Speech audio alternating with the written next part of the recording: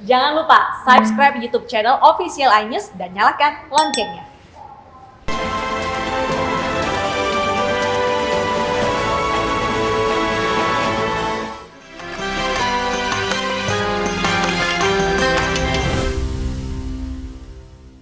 Ya pemirsa, kembali di iNews Pagi. Sejak 7 Mei kawasan wisata Lembang ditutup karena wilayah Bandung Barat masuk zona merah kasus COVID-19. Padahal Lembang menjadi kawasan wisata favorit saat liburan hari raya seperti Lebaran tiba.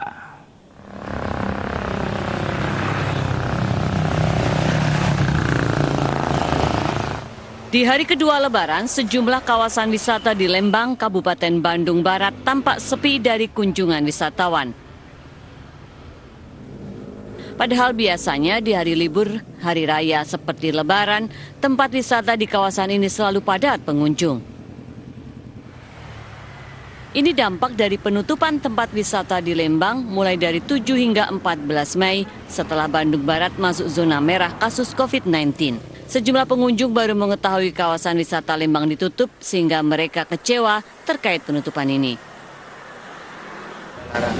Tahu nggak sebelumnya kalau ini tutup? Nggak tahu. Nggak tahu ya. Kang, dengan kondisi ditutup ini, Kang kecewa nggak, Kang? Iya.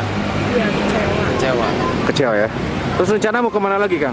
Mau ke kebun binatang Bandung. Rencananya kawasan wisata di Lembang akan dibuka kembali besok. Pihak pengelola objek wisata telah melakukan sejumlah persiapan termasuk standar protokol kesehatan untuk menghadapi dibukanya kembali kunjungan wisatawan. Dari Bandung Barat, Yuwono, iNews melaporkan. Sementara itu pemirsa, pengunjung padati objek wisata Terasering, Majalengka, Jawa Barat tanpa menerapkan protokol kesehatan yakni berkerumun. Padahal Majalengka masuk dalam zona merah COVID-19.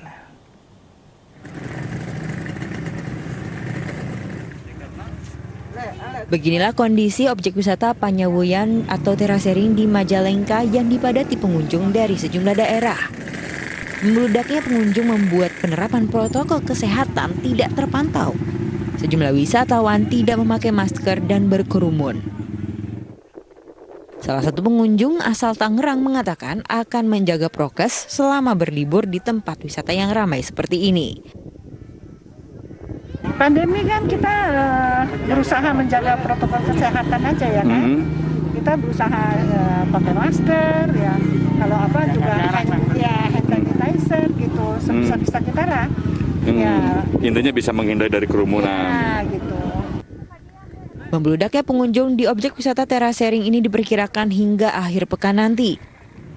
Padahal Majalengka menjadi salah satu kabupaten kota yang masuk dalam zona merah di Pulau Jawa berdasarkan data Satgas COVID-19 pada 11 Mei lalu.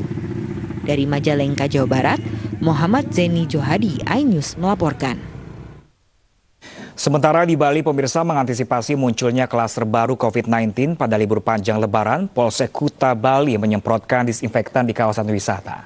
Meski wisatawan dibatasi, namun diprediksi jumlahnya akan naik selama libur panjang.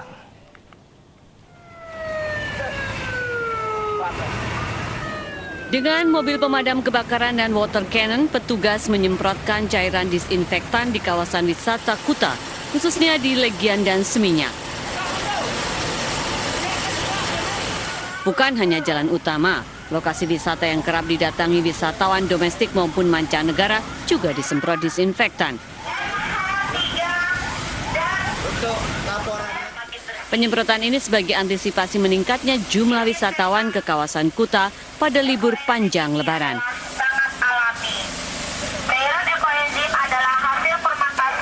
Jadi mudah-mudahan apa yang kami lakukan ini kecil tapi berdampak. Jadi sekali lagi memang benar kami mengantisipasi juga, kami buat lingkungannya dulu bersih supaya momen ini, momen pandemi ini kita benar-benar berubah. Satu, sayang lingkungan, kedua taat prokes, kemudian rajin menjaganya itu. Libur panjang kerap menjadi pemicu munculnya klaster baru penyebaran COVID-19 di Bali. Warga dan wisatawan diimbau untuk tetap menerapkan protokol kesehatan yang ketat untuk mencegah penularan selama pandemi.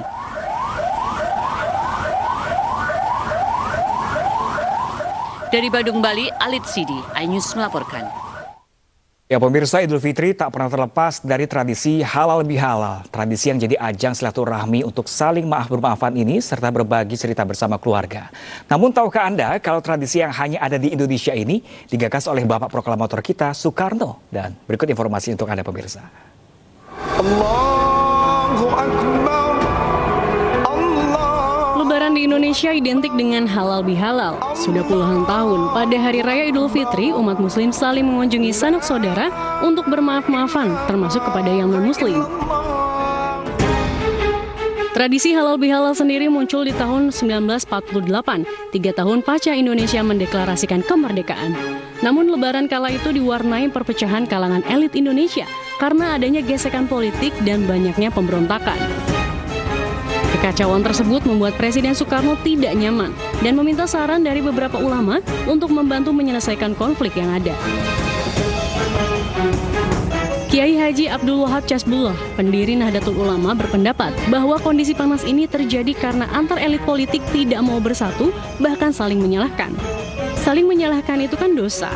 Dosa itu haram. Supaya mereka tidak punya dosa, maka harus dihalalkan.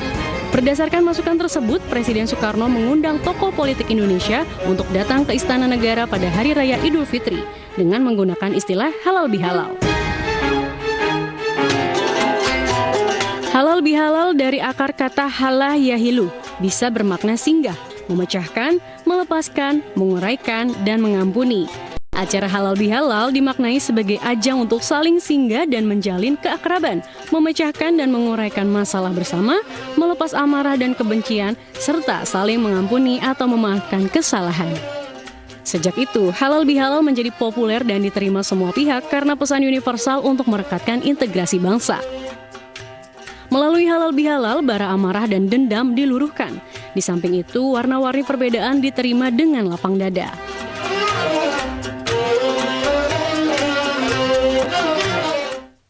Pemirsa, Hari Raya Idul Fitri menjadi penanda berakhirnya bulan suci Ramadan bagi seluruh umat muslim di dunia. Berbagai negara pun merayakannya dengan beragam cara sesuai adat dan budayanya. Berikut tradisi unik saat Idul Fitri di seantero dunia.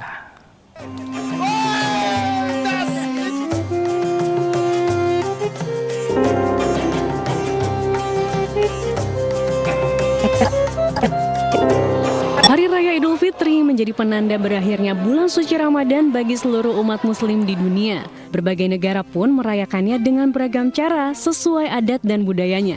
Berikut tradisi unik saat Idul Fitri di seantero dunia. Afghanistan memiliki tradisi unik Tahom Janggi saat merayakan Idul Fitri. Tahom Janggi merupakan sebuah tradisi tanding telur yang dimainkan oleh anak-anak hingga orang dewasa di taman atau lapangan. Aturan permainannya pun sederhana. Pemenangnya adalah mereka yang berhasil memecahkan telur pemain lawan terlebih dahulu. Tradisi ini bisa dimainkan oleh 2 orang atau lebih.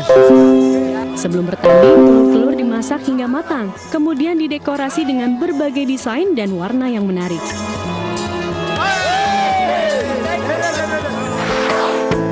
Menjadi salah satu pusat penyebaran Islam di masa lampau, umat muslim Turki merayakan Idul Fitri dengan Şeker Bayram atau festival gula. Saat Şeker Bayram, orang-orang akan mengenakan pakaian khas Bayramlik dan berkunjung ke tetangga dengan membawa manisan. Sedangkan bagi anak-anak akan mendapatkan hadiah permen atau makanan khas seperti baklava. Di Maladewa, pada malam Idul Fitri, warga merayakan dengan Bodu Beru, sebuah lagu dan tarian tradisional yang dinyanyikan laki-laki maupun perempuan dengan diiringi tabuhan drum.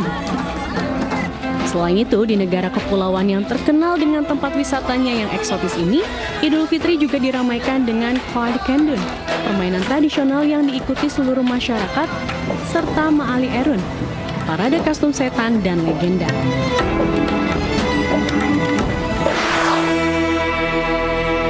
Sementara itu di Cina, perayaan Idul Fitri biasanya berpusat di wilayah Yunnan serta Xinjiang yang mayoritas penduduknya Muslim. Saat Lebaran tiba, para lelaki biasanya mengenakan jas kebanggaannya beserta kopiah putih. Sedangkan perempuan mengenakan busana Muslim dan kerudung. Selain itu, sebagian besar Muslim di negara tirai bambu ini biasanya juga melakukan ziarah kubur ke makam Syahid Ajal, gubernur pertama Provinsi Yunnan yang memperkenalkan Islam sekaligus mempraktekkan toleransi beragama di daerah tersebut. Beragam cara dilakukan umat muslim dunia merayakan Idul Fitri, namun semuanya tetap bermuara pada silaturahmi dan saling bermaaf-maafan untuk meraih fitrah.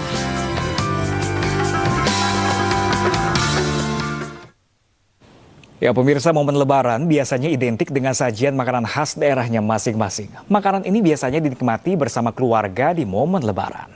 Dan salah satunya pemirsa yakni tape ketan, kuliner khas Kuningan, Jawa Barat. Rasanya yang manis, asam, dan segar membuat acara berkumpul dengan keluarga menjadi semakin semarak.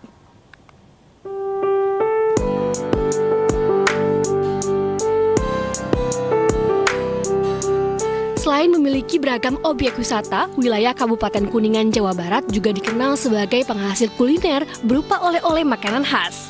Salah satunya yakni tape ketan. Di Kabupaten Kuningan terdapat sentra pembuatan tape ketan yang terletak di Kecamatan Cigugur. Di sini Anda bisa menjumpai banyak penjual tape ketan. Di antaranya ada Ibu Murna, seorang pembuat tape ketan yang sudah menekuni usaha ini sejak tahun 70-an. Tape ketan terbuat dari beras ketan yang telah melalui proses fermentasi. Sebelumnya, beras ketan dibersihkan terlebih dahulu, kemudian direbus dan dikukus hingga matang. Para pembuat tape ketan biasanya menggunakan daun katuk yang berfungsi sebagai pewarna alami. Setelah matang, tape ketan ditaburi dengan ragi dan sedikit gula. Terakhir, tape ketan dibungkus dengan daun jambu air dan ditaruh dalam wadah yang tertutup rapat agar fermentasi berjalan dengan sempurna. Agar mendapatkan hasil yang maksimal, proses fermentasi dilakukan selama 4 hari. Walau mengalami penurunan penjualan akibat pandemi, tape ketan Bu Murna masih menjadi incaran warga saat Lebaran. Tak hanya masyarakat Kuningan, penikmat tape ketan Bu Murna juga berasal dari kota lain seperti Jakarta dan Bandung. Tape ketan Bu Murna dijual dengan harga mulai dari Rp12.000 hingga Rp125.000 per kemasan. Menu tape ketan adalah salah satu camilan favorit yang sering disajikan saat Hari Raya Idul Fitri bersamaan dengan menu lainnya. Bungkus dengan daun jambu sehingga menimbulkan satu aroma yang khas. Menu ini biasanya hadir pada saat kumpul bareng keluarga di suasana Lebaran, Idul Fitri, dan Idul Adha.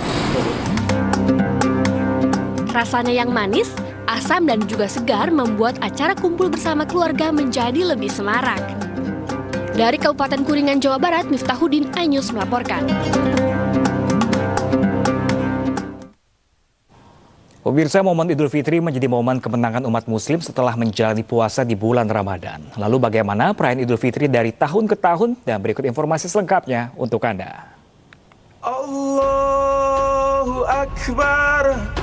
Allahu Akbar, Allahu Akbar. Idul Fitri merupakan hari raya yang paling ditunggu umat Islam. Idul Fitri dimaknai sebagai hari kemenangan dan kembali ke fitrah setelah menjalani ibadah puasa Ramadan. Sebelum ajaran Islam turun, masyarakat Arab sudah memiliki 2 hari raya yakni Nairuz dan Mahrajan yang berasal dari zaman Persia kuno.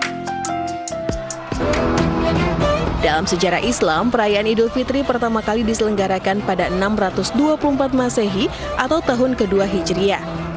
Waktu perayaan bertepatan dengan selesainya Perang Badar yang dimenangkan oleh kaum Muslim. Saat itu Rasulullah SAW dan para sahabat merayakan 2 kemenangan, yakni keberhasilan mengalahkan pasukan kaum kafir Quraisy dalam Perang Badar dan menaklukkan hawa nafsu setelah berpuasa Ramadan.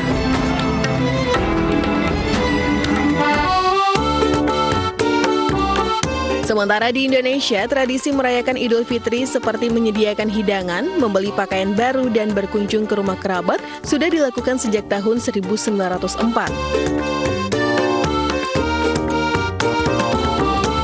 Di era penjajahan, umat muslim berkumpul di Tanah Lapang untuk menggelar sholat Idul Fitri sekaligus merayakan kemenangan setelah berpuasa sebulan lamanya melawan hawa nafsu. Seiring dengan derap langkah pembangunan dan meningkatnya urbanisasi di tahun 1970-an, mudik mulai menjadi tradisi di tanah air. Mudik dilakukan oleh perantau di berbagai daerah untuk pulang ke kampung halamannya untuk berkumpul bersama dengan keluarga di hari raya.